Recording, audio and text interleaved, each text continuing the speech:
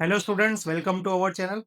तो जो हमने एक पीवाईक्यूएस की सीरीज स्टार्ट की है क्लास 10 के लिए, तो सीरीज को हम आगे बढ़ा रहे हैं। आज के हम इस वीडियो में कवर करने वाले चैप्टर नंबर 14 प्रोबेबिलिटी, जो आपको बोर्ड एग्जाम के अंदर 14 मार्क्स कवर करा सकता है। देखिए, ठीक है, जो चैप्टर नंबर 14 प्रोबेबिलिटी है, ये बोर्ड एग्जाम के अंदर टोटल आपको 14 मार्क्स कवर करा सकता है। तो पीवाईक्यूएस से जस्ट हमें एक रियलाइजेशन हो जाएगा कि चैप्टर्स के अंदर से किस किस तरह के कंसेप्ट आते हैं। तो ठीक है, इस वीडियो में हम सारे के सारे 2020 से लेकर 2025 तक के सारे पीवाईक्यूएस एक बार हम ऑब्जेक्टिव के फॉर्म में रिवाइज कर लेते हैं।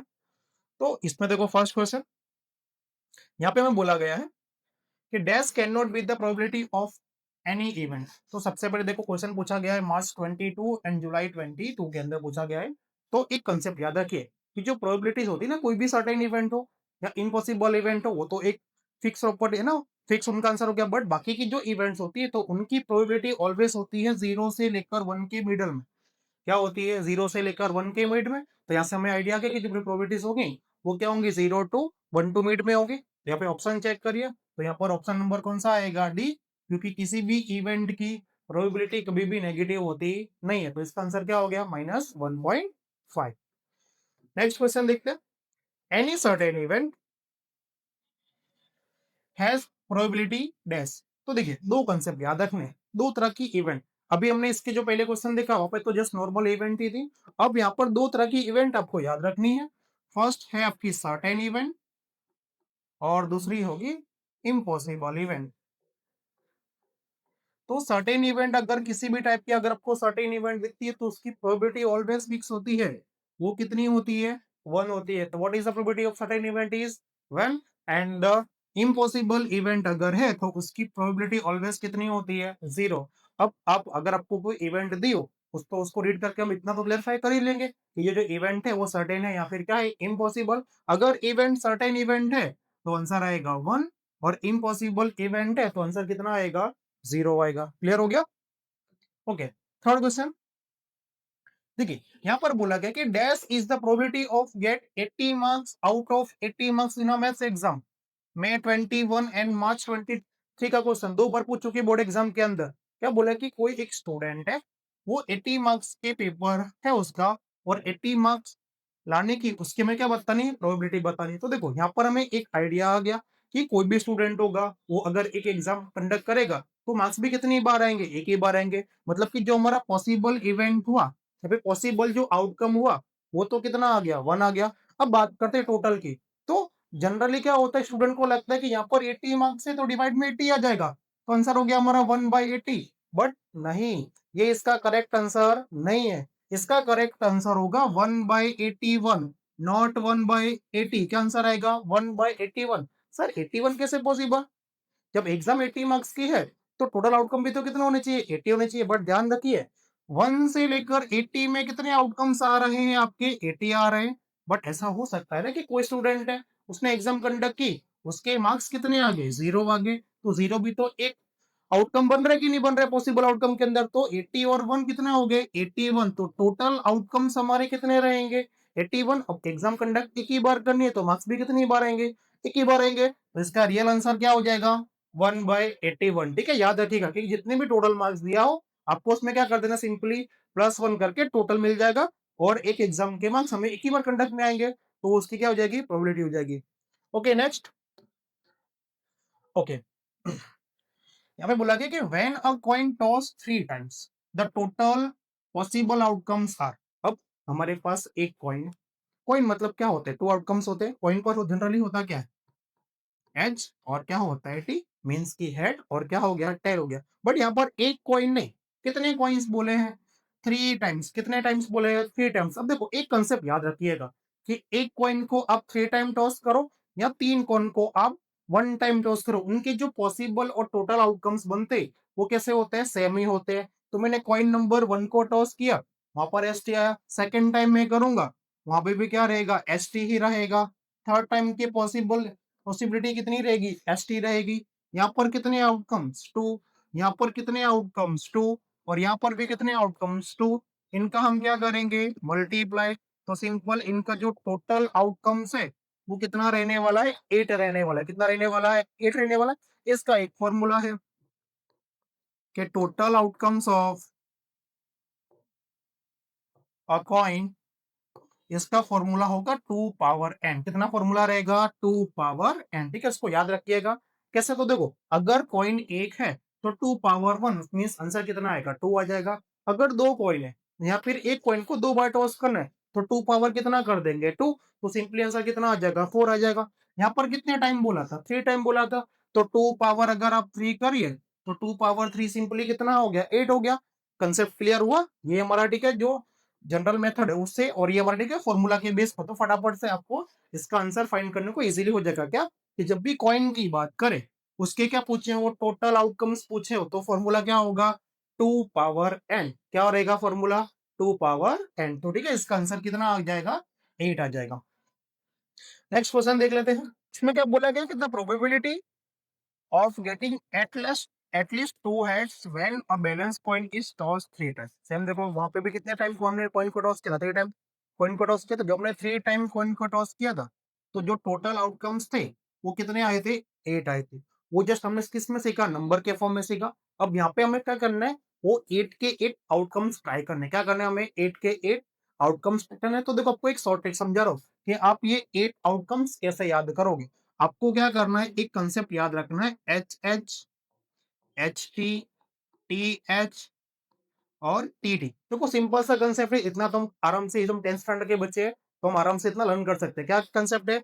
H H, H T H, T T. इसको आपको सेम टू सेम नीचे एक और बार लिख देना है। तो अगेन एच टी एच और क्या हो गया? टी टी हो गया। अब क्या करना है आपको?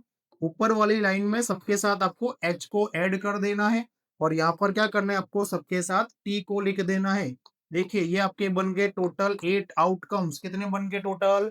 8 आउटकम्स। कंसेप्ट क्लियर हुआ? कंसेप्ट क्या था? H T H T T. कितनी बार लिखना है? 2 बार लिखना है, एक बार ऊपर और एक बार नीचे। ऊपर की लाइन में सबके साथ आपको एच लिख देना है और नीचे की लाइन में सबके साथ आपको क्या लिख देना है? टी लिख देना है। तो इस तरह से आप इजीली 3 कॉइन्स के आउटकम्स इजीली बना सकते हो। क्लियर? अब यहाँ पे क्वेश्चन देखिए क्या बोला है? एटलीस्ट 2 है। अब एटलीस्ट 2 हेड का मतलब क्या? 2 या 2 से ज्यादा। क्या होगा? 2 या 2 से ज्यादा। तो देखते हैं कि जो भी हमारे पास 8 आउटकम्स है, इन 8 आउटकम्स के अंदर किन किन आउटकम्स के अंदर जो हमारा एच है वो 2 या 2 से ज्यादा बार है। तो देखिए एक तो हमें ये वाला आउटकम मिल गया, दूसरा ये वाला आउटकम मिल गया, थर्ड हमें ये वाला आउटकम मिल गया। ये नॉट पॉसिबल। एक ये मिलेगा, बाकी ये पॉसिबल नहीं है। तो कितने आउटकम्स बन रहे हैं? 1 2 3 एंड 4। तो 4/8 कटेशन 4 1 जा 4 2 जा। तो आंसर कितना आया? 1/2। ऑप्शन नंबर क्या रहा? सी। कंसेप्ट क्लियर हो गया? Next question. ओके, अब यहां पर देखिए हमारे पास पी ए की वैल्यू गिवन है। पी ए हमें दिया हुआ है 0.62 और फाइंड करना है हमें पी ए बार।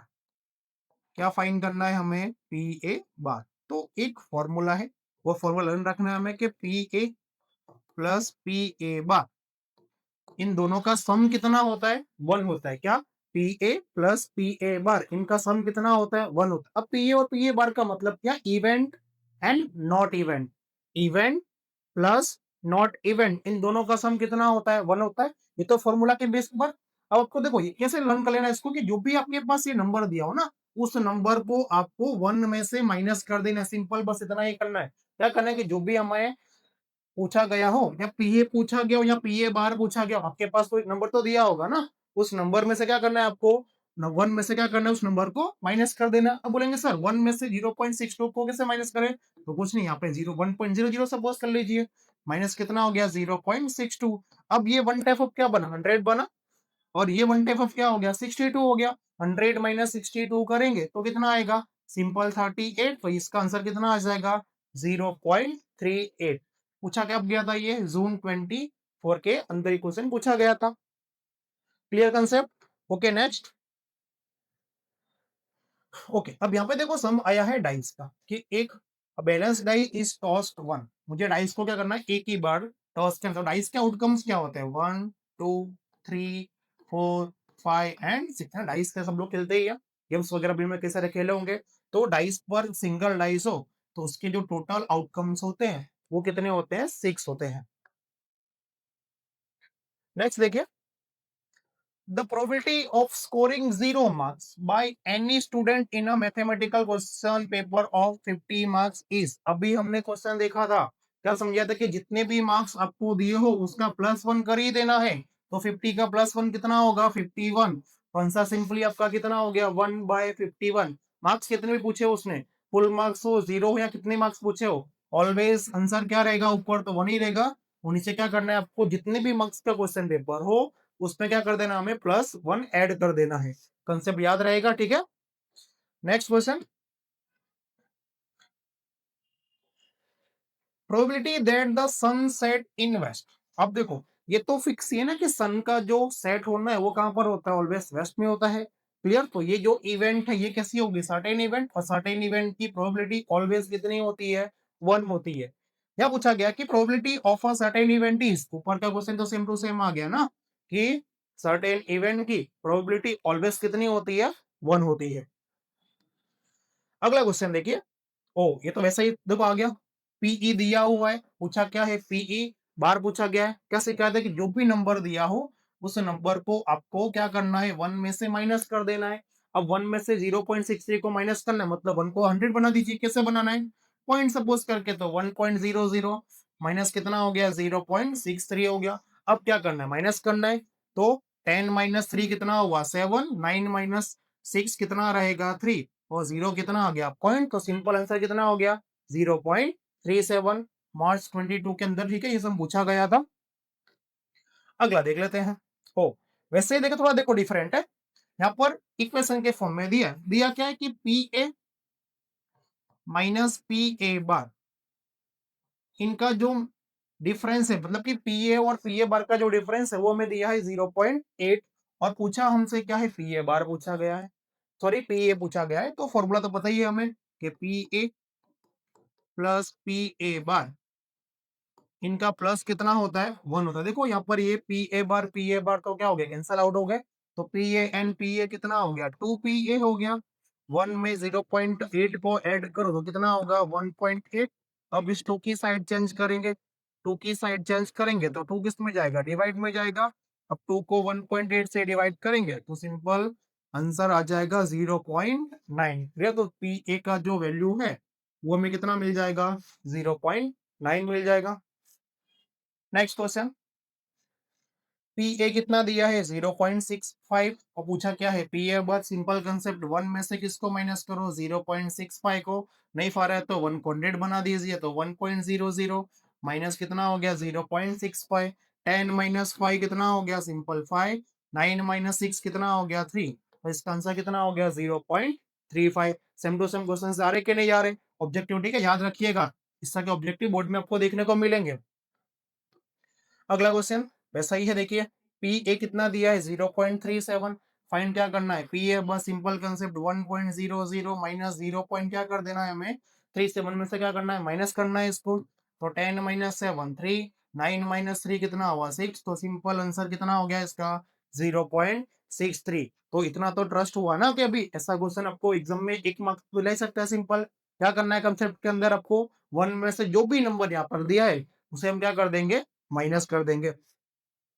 अगला टॉपिक देख लेते हैं, यहां से ठीक है आपके ट्रू फॉल्स स्टार्ट हो जाएंगे। बोला गया पहला बोला कि if the probability of any event A is P, then P A greater than, sorry P A bar less than P A is two, तो ऑलवेज तो पॉसिबल नहीं है ना, अभी हमने देखा था, वो डिपेंड करता है कि कंडीशन कैसी है, तो ऑलवेज पॉसिबल नहीं है, तो इसका सिंपल आंसर कितना हो गया फॉल्स। हो सकता है बट ऑलवेज पॉसिबल हो ये जरूरी नहीं है। Next question, in the year 2020 the probability of getting 53 Mondays is 3/7, मतलब कि ये हमें आंसर दिया है कि मानो कि 2023 के अंदर जो हमारे पास मंडेज हैं वो 53 आने के चांसेस कितने पूछे इसने 3/7। तो देखो इसका एक सिंपल सा एक कंसेप्ट समझा रहा हूँ। सबसे पहले क्या करना है, आपको जो भी ईयर दिया है ना उस ईयर के आपको डेज पता होने चाहिए। क्यों डेज पता होने चाहिए, क्योंकि देखो हमारे पास दो टाइप के ईयर आते हैं, लीप ईयर एंड क्या आता है नॉन लीप ईयर। अगर लीप ईयर है तो डेज कितने होंगे 366, और नॉन लीप ईयर में डेज कितने होते हैं 365। अब यहाँ पर तो ऐसा मेंशन नहीं किया कि ये लीप ईयर है कि नॉन लीप ईयर है, तो आपको चेक कैसे करना है कि जो भी आपको ईयर दिया हो ना वो 4 का डिविजिबल होना चाहिए। क्या होना चाहिए, वो 4 का डिविजिबल होना चाहिए। अगर वो 4 का डिविजिबल है तो क्या होगा, लीप ईयर होगा। तो 2020 इज डिविजिबल बाय 4। यस, तो 2020 कैसा ईयर है, लीप ईयर है। कैसा ईयर है, लीप ईयर। लीप ईयर का मतलब इसमें डेज कितने हो जाएंगे, 366। कितने डेज हो जाएंगे, 366। देखो अब सिंपल सा कंसेप्ट समझिएगा। ये जो 366 है ना, आपको इसको डिवाइड कर देना 7 से। सर क्यों 7 से डिवाइड करना, तो देखिए बेटा यहाँ पर पूछा है मंडे। मंडे मतलब वीक ऑफ डेज, और पूरे के पूरे वीक में कितने डेज होते हैं, 7 डेज होते हैं। तो 7 से डिवाइड कीजिए। 7 5 जा 35, रिमाइंडर 1 6, 7 2 जा कितना हुआ 40। तो देखिए आंसर क्या आएगा इसका, 2/7। आंसर क्या आएगा इसका, 2/7। यहाँ पे क्या पूछा है, 3/7, मतलब कि क्या दिया है, 3/7। तो इसका आंसर कितना हो जाएगा, फॉल्स हो जाएगा। करेक्ट आंसर कितना आएगा, 2/7, मतलब कि जो भी रिमाइंडर बच रहा है ना, वही आपका आंसर। अगर रिमाइंडर में क्या आ रहा है 1, तो आंसर आएगा 1/7। रिमाइंडर में बचा आपका 3, आंसर क्या आएगा 3/7। बट यहाँ पर रिमाइंडर में बाकी क्या रह रहा है, 2 बाकी रह रहा है। तो इसका करेक्ट आंसर कितना होगा, 2/7, नॉट 3/7। इसीलिए इसका आंसर क्या हो गया, फॉल्स हो गया। और बढ़ते ट्रू फॉल्स के लिए। ओके, यहाँ पे क्या बोले कि पीई प्लस पीई बार इक्वल कितना दिया है, -1। तो क्या ये करेक्ट है, नहीं ये करेक्ट नहीं है, क्योंकि पीई प्लस पीई बार की वैल्यू कितनी होती है, 1 होती है, -1 नहीं होती। ठीक है, तो इसका आंसर क्या आ जाएगा, फॉल्स आ जाएगा। नेक्स्ट देख लेते हैं कि पीई की वैल्यू कितनी दी है, 0.05। और बोला कि नॉट ई, मतलब कि पीई जो है वो दिया है 0.05, और हमें क्या बताना है, पीई बार वो ठीक है दिया है 0.95। इन दोनों का प्लस करके देख लो, अगर इन दोनों का +1 आता है तो ये क्या रहेगा, ट्रू रहेगा। अदरवाइज क्या रहेगा, फॉल्स रहेगा। तो 0.95 प्लस 0.05 करेंगे तो क्या आ जाएगा, 1.00। मीन्स की इसका आंसर क्या हो जाएगा, ट्रू हो जाएगा। 1.00 मीन्स 1 हुआ कि नहीं हुआ, कंसेप्ट क्लियर ना। वहां पे हमने क्या किया था, माइनस किया था। ये हम क्या कर देंगे, दोनों को प्लस करके चेक कर सकते हैं हम। ओके, अगला देखिए। The probability of any event is E is 0, less than equal P of E and less than equal 1। क्या देखा था हमने कि कोई भी इवेंट जो होती है ना, वो होती है 0 इवेंट, और क्या होती है 1, मीन्स की 0 से 1 के बीच में होती है। फिर हमने ये भी तो सीखा ना कि सर्टेन इवेंट है तो प्रोबेबिलिटी कितनी होगी, 1 होगी। और इम्पॉसिबल इवेंट है तो प्रोबेबिलिटी कितनी होगी, 0 होगी। मतलब कि इवेंट क्या होगा, 0 से बड़ा, और 0 भी तो हो सकता है ना। और क्या होगा, 1 से छोटा, बट 1 भी तो हो सकता है। तो इसीलिए ठीक है, इसका आंसर है वो क्या रहेगा, ट्रू रहेगा। Clear. Next, the sum of the probability of all elementary event of an experiment is 0। तो जी नहीं, इसका आंसर 1 रहता है, 0 नहीं होता है। ठीक है, तो आंसर में क्या आ गया, फॉल्स आ गया। याद रखिएगा कि सम ऑफ की बात पूछे जब भी, तो आपके माइंड में एक ही चीज आनी चाहिए, कितनी आनी चाहिए, वो चीज क्या रहनी चाहिए, 1 रहनी चाहिए। अगला क्वेश्चन कि -1.5 is the probability of an event. तो खुद बताइए यहाँ पर देख के, क्या -1.5 किसी भी इवेंट की प्रोबेबिलिटी हो सकती है, गुड नहीं हो सकती है। ठीक है, तो इसीलिए इसका आंसर हमारा क्या रहने वाला है, फॉल्स रहने वाला है। क्यों, क्योंकि प्रोबेबिलिटी क्या होती है, 0 और 1 की मिड में रहने वाली है। या तो 0 या तो 1 भी मिल सकती है हमें यहाँ पे। ठीक है, ये ट्रू फॉल्स के कंसेप्ट ही चल रहा है। यहाँ पे दिया हुआ है कि the probability of any event always lies between 0 and 1। अभी पीछे देखा था कि प्रोबेबिलिटी ऑलवेज क्या होती है, 0 से 1 के बीच में रहती है। तो इसका आंसर क्या रहने वाला है, ट्रू रहने वाला है। Next, the probability of an impossible event is 0। तो बताइए, इम्पॉसिबल इवेंट की प्रोबेबिलिटी क्या लन की थी, 0 या 1, 0। यस, तो ठीक है, इसका आंसर भी क्या रहेगा, ट्रू रहेगा। Next, the sum of probabilities of event E and event not A is 1। अभी समझिए था स्किल की, जब भी आपको प्रोबेबिलिटी के अंदर क्या दिखे, सम ऑफ दिखे, तो ऑलवेज एक ही नंबर माइंड में क्लिक होना चाहिए। वो नंबर क्या रहना चाहिए, 1 रहना चाहिए। यहाँ पर भी 1 दिया है, तो इसका भी आंसर क्या रहेगा, ट्रू ही रहने वाला है। ओके, देखो अगले कॉन्सेप्ट क्या है हमारा, कि the probability of any event lies between 0 and 1। तो है ना, अभी देखा था ना हमने कि जो प्रोबेबिलिटी की इवेंट होती है वो ऑलवेज क्या होती है, 0 से 1 के बीच में रहती है। तो इसका आंसर क्या हो गया, ट्रू हो गया। एक और क्वेश्चन, पी ए की वैल्यू कितनी दी है, 0.45, और नॉट इवेंट हमें कितना दे दिया है, 0.54। अब खुद सोचिए, क्या इन दोनों का +1 पॉसिबल है, तो पॉसिबल है, नहीं पॉसिबल है ना, प्लस इनका पॉसिबल क्या है, 99। इसीलिए इसका आंसर क्या रहेगा, फॉल्स रहेगा। क्लियर। तो यहाँ पर हमारे चैप्टर नंबर 14 के पीवाई क्यूएस जो ऑब्जेक्टिव थे वो कंप्लीट होते हैं।